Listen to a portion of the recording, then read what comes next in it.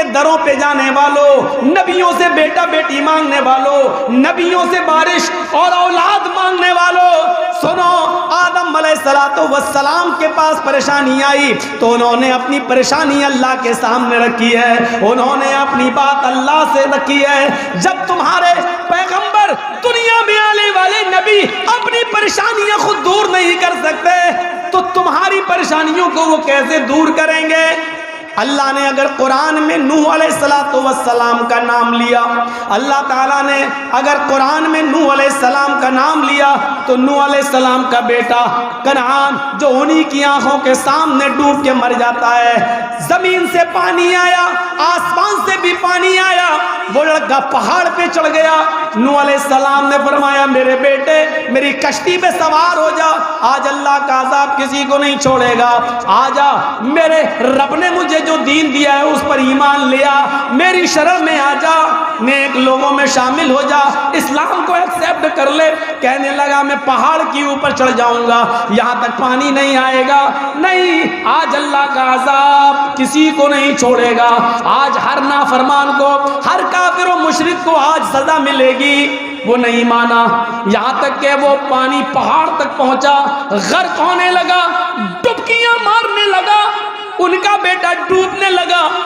باپ اور بیٹے کے درمیان جو فطری محبت ہوتی ہے وہ جوش میں آ گئی، جوش میں آ گئی، اور نوح علیہ السلام نے چیخ دیا، اے میرے رب میرا بیٹا، اے اللہ میرا بیٹا، اللہ میرے بیٹے کو بچا لے۔ لیکن نوح علیہ السلام کی اس دعا کو اللہ تعالیٰ نے قبول نہیں کیا، فرمایا اے نوح ایسی باتیں مت زبان سے نکالو جس کا علم تمہیں نہیں ہے، تم جس کو اپنے اہل و عیال کا کہہ رہے ہو، انہو لیس من اہلک، وہ تمہارے اہل و عیال سے نہیں ہے، وہ تمہارا بیٹا ہی نہیں ہے، مرنے دو اسے، میں تمہاری دعا قبول نہیں کروں گا۔ آج کہہ دیا بیٹا، آئندہ کبھی اپنی زبان سے اس کو بیٹا مت کہنا۔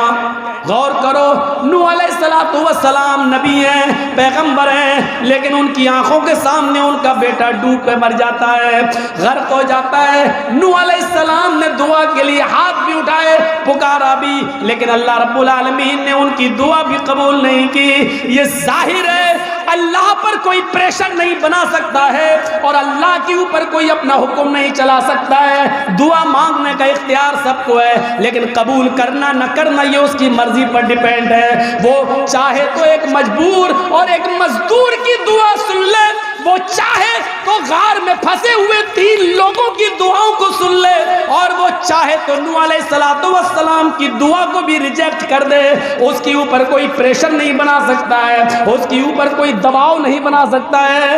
وہ ہر چیز پر قادر ہے۔ میرے پیارے ساتھیوں، نوح علیہ السلام اپنی آنکھوں کے سامنے اپنے بیٹے کو ڈوبتا ہوا دیکھتے رہے اور نہیں بچا پائے۔ نوح کا یہ واقعہ اور نوح کے بیٹے کا مر جانا چیخ چیخ کے بتا رہا ہے کہ نبیوں میں کسی کو بچانے کی طاقت نہیں ہے، رسولوں میں کسی کو بچانے کی طاقت نہیں ہے۔ اے نبیوں اور پیروں اور ولیوں کو سب مختار کل سمجھنے والوں، جب نبی اپنے بیٹے کو نہیں بچا سکے تو آپ کی مصیبتیں کیا دور کریں گے؟ یہ نبیوں کی زندگی ہمیں بتلا رہی ہے، یہ نبیوں کی سیرت ہمیں بتلا رہی ہے کہ دکھ سنو، توحید تمہاری اس وقت اور مضبوط ہو جائے گی جب تم نبیوں کی زندگی پڑھو گے۔ غور کرو، ابراہیم علیہ السلام کا ذکر اللہ نے کیا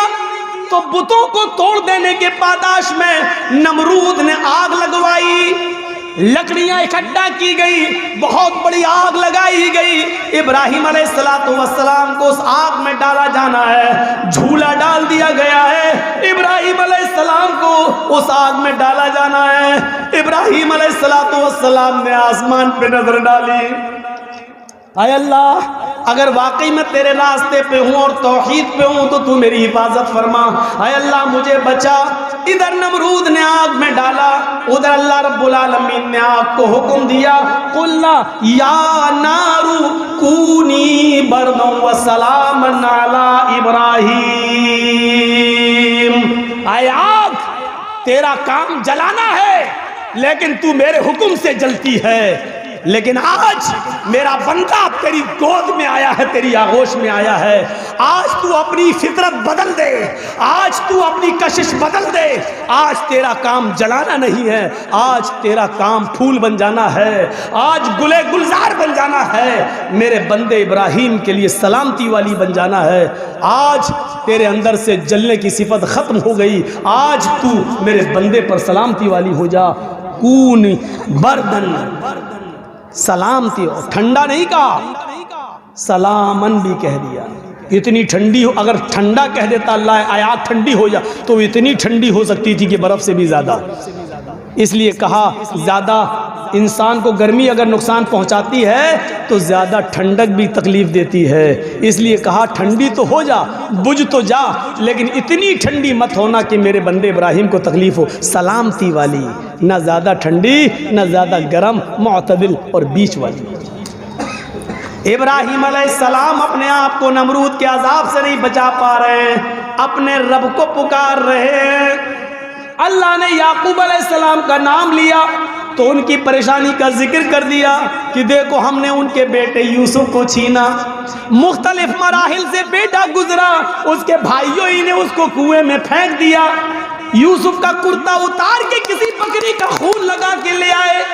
اور اپنے باپ یعقوب سے کہہ دیا کہ ہم لوگ کھیل میں تماشے میں مست ہو گئے، اور یوسف کو اپنے سامان کے پاس بٹھا دیا اور یوسف کو بھیڑیا کہا گیا۔ کئی سال تک یعقوب روتے رہے اور اللہ سے فریاد کرتے رہے کہ میرا بیٹا میرا بیٹا میرا بیٹا۔ اللہ نے کہا یعقوب تم نے مجھ سے بیٹا مانگا ہے، مجھے پکارا ہے، میرے آستانے پہ دستک دی ہے، اس لیے اب تمہارا بیٹا بھی میں تمہیں لوٹاؤں گا۔ تم بیٹے کی جدائی میں اتنا روئے ہو کہ روتے روتے تمہاری آنکھوں کی روشنیوں بینائی چلی گئی، پہلے ہم تمہاری آنکھوں کی روشنائی لوٹائیں گے، اس کے بعد تمہارے بیٹے کو واپس کریں گے۔ اور تمہارا بیٹا جب ہم نے چھینا تھا تو کمزوری کی حالت میں چھینا تھا، لیکن جب تمہارا بیٹا تمہیں واپس کریں گے تو اس کو نبی بنا کر واپس کریں گے اور اس کو ایک ملک کا بادشاہ بنا کر واپس کریں گے۔ میرے پیارے ساتھیوں غور کیجئے، بادشاہ مصر بنا کر ان کو واپس کر دیا گیا۔ غور کرو، جہاں پر عزیز مصر بیٹھا کرتا تھا وہاں پر آج یوسف علیہ السلام بیٹھے، اور اس حال میں باپ سے بیٹے کو ملوایا۔ یعقوب پر پریشانی آئی، انہوں نے اپنے رب کو پکارا، ابراہیم پر پریشانی آئی، اپنے رب کو پکارا، حضرت زکریا پر پریشانی آئی، انہوں نے اپنے رب کو پکارا، حضرت یونس علیہ السلام پر پریشانی آئی، سمندر کا سفر کر رہے ہیں، کشتی الٹ جاتی ہے، مچھلی نگل جاتی ہے، مچھلی کے پیٹ کے اندر وہ اپنے رب کو پکار رہے ہیں۔